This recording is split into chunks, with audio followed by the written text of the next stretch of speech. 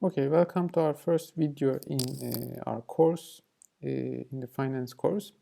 So in this video, we will do an overview and start with the basics that we will cover in our course. So first of all, financial management, also called as the corporate finance, this focuses on decisions relating to how much and what types of assets to acquire. And we will also talk about how to raise capital. So as you know, firms need to finance their investments, and they might do this in different ways.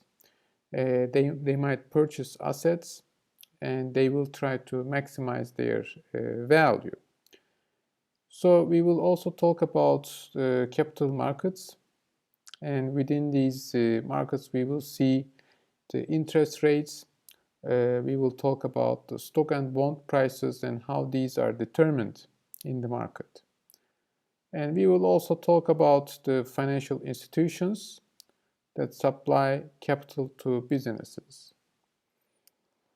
So we have banks, investment banks, stockbrokers, different varieties of funds, and also insurance companies.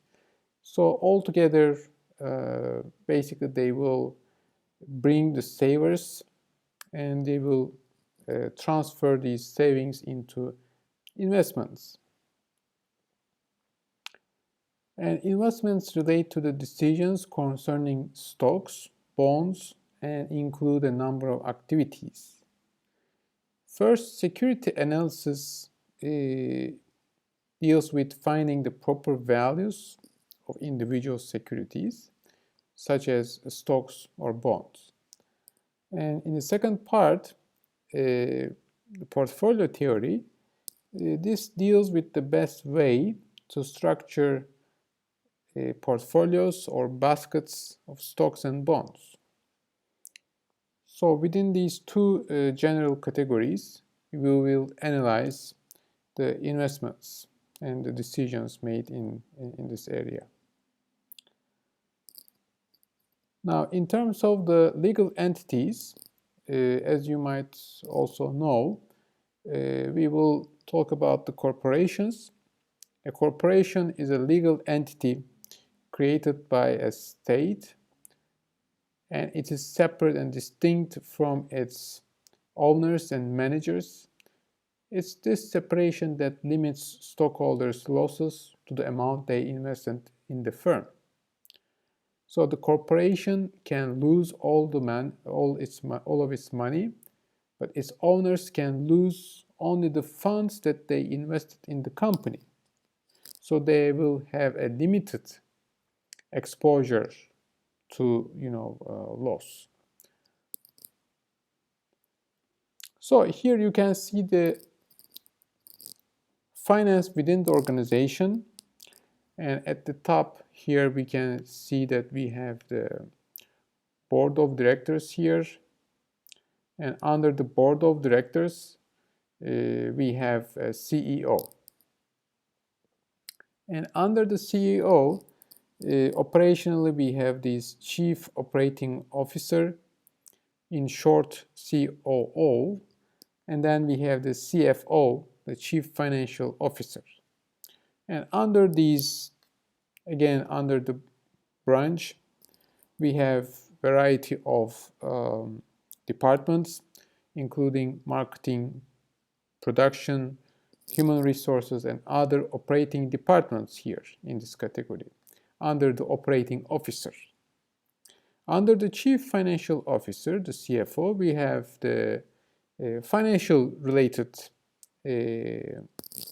employees of the company, of the corporation, such as accounting, treasury, credit, legal, capital, budgeting, and investor relations. So depending on the size of the company, you might have all of these as separate departments, or you might have some of them. A limited liability company is represented as LLC. It's a popular type of organization that is a hybrid between a partnership and the corporation. On the other hand, we also might have a limited liability partnership, which is denoted by LLP, and similar to an LLC, which is the limited liability company. And LLPs, basically these partnerships are used for professional firms in the fields of accounting, law, and architecture. It's often, you might see some, law firm, for example, these partnerships are very common. So there are many partners within this corporation. And similarly in accounting, it's also very popular to have a partnership. Okay, but they might also be used by other businesses as well. Now, another important topic we will spend some time in this throughout this course is actually determining the intrinsic value of a company. And we will also see the stock prices that are traded in the stock markets. And in this chart, basically we can see at the top level managerial actions, the economic environment, taxes, and the political climate.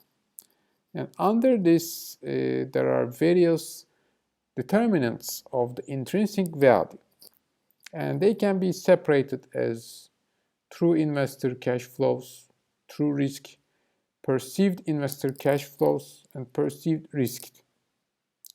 So they will determine, the first two here that are the true investor cash flows and true risk. So as you see, the separation here, the critical separation is in between the in quotation true versus the perceived. So we are searching for the true values when we try to determine the stock's intrinsic value. Okay, so when we try to determine the intrinsic value, actually we are trying to search or find out what will be the true risk and true cash flow in this company. But when we are talking about the stock's market price, then it's all about perception. It's no longer the truth is no longer the key point here, but importance is on the perception of the investors in the market. So what they believe is going to determine the stock's market price. But if we are trying to find intrinsic value, then we need to search what's the true underlying value of this company and what are the real risks that we need to take into account. So at some point, basically, the market equilibrium, we assume the intrinsic value equals to the stock price. So here, the determinants of value, as we have seen in our chart, basically managerial actions combined with the economy, taxes, and political conditions, they influence the level and riskiness of the company's future cash flows, and these ultimately will determine the company's stock price. So investors like higher expected cash flows, of course. That's very natural because the investors are rational, assumed to be rational, but they will dislike risk. So the larger the expected cash flows and the lower the perceived risk, the higher will be the stock's price.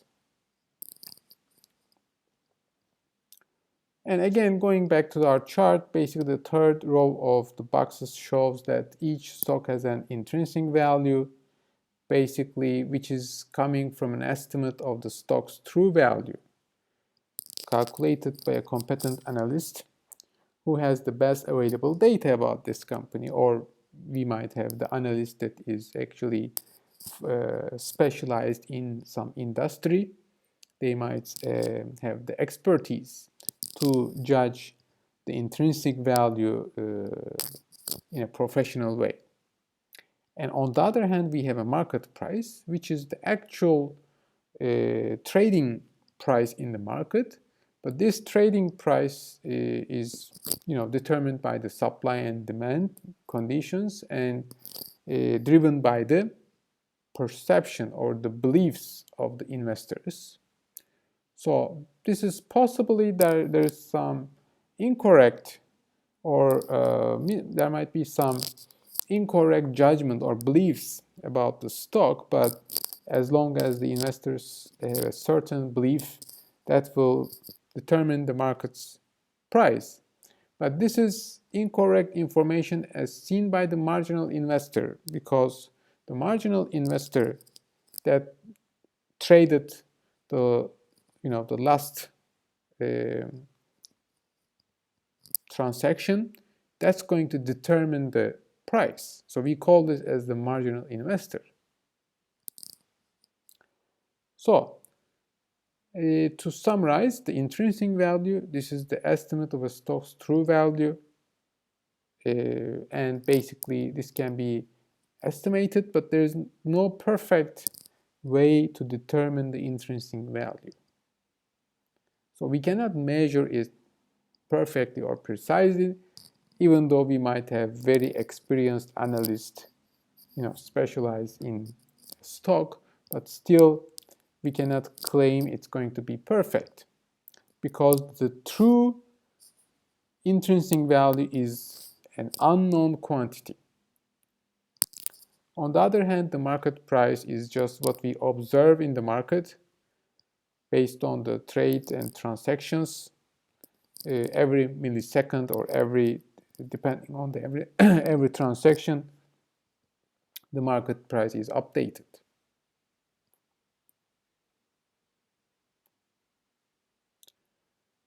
So we have already explained the marginal investor. Basically, an investor whose views determine the actual stock price. That's the marginal investor. And equilibrium is the situation in which the actual market price equals the intrinsic value. So the actual stock prices are very easy to determine, because we can just open the internet browser, or we can check the newspapers that publishes the latest price of a given stock.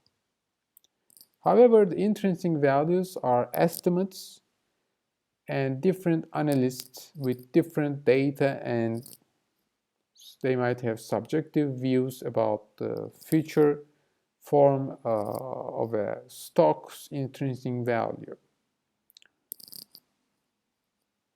And indeed, estimating these intrinsic values is what security analysis is all about, because that's going to determine and distinguish the successful versus unsuccessful investors from each other. So, investing would be, of course, very profitable theoretically, because if we really know the stock's intrinsic value, which maybe other people don't have the same perfect information, then this will give us a profit opportunity. But the problem is, obviously, this intrinsic value is an estimate only, and we can't be sure that we have the correct estimate. So usually we can say that a firm's managers have the best information about the firm's future prospects. So managers' estimates of intrinsic values are generally better than those of outside investors. However, we should still keep in mind that even managers can be wrong because still there is some subjectivity in this judgment.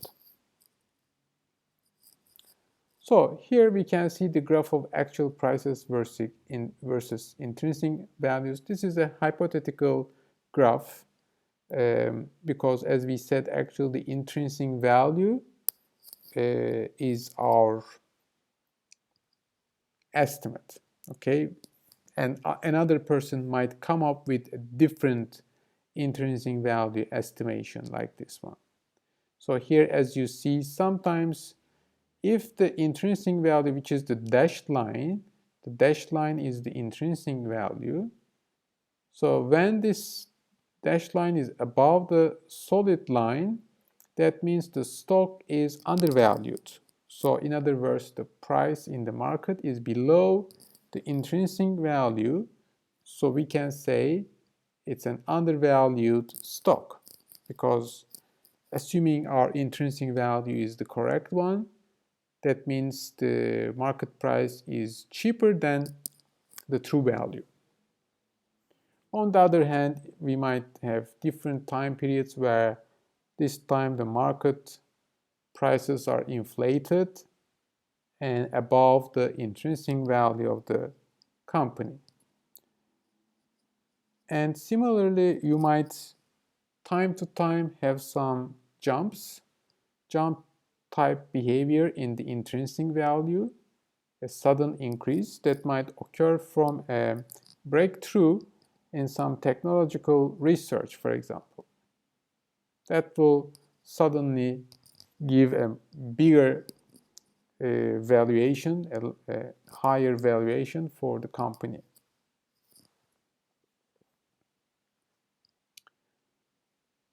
And there are also some stockholder versus debt holder conflicts that we will see in our course.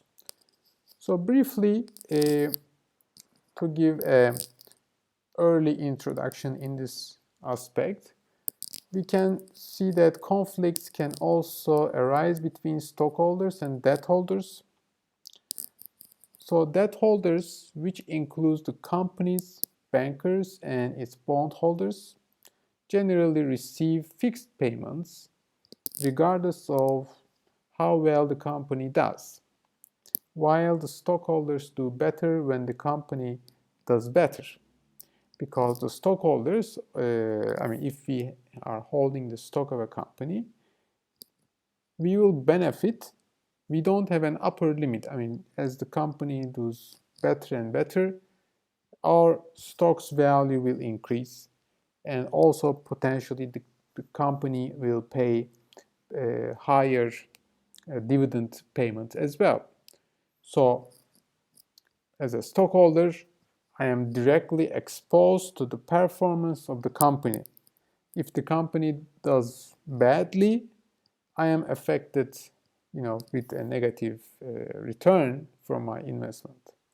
But on the other hand, bondholders, they usually receive fixed payments, no matter whether the company is doing well or not in this year.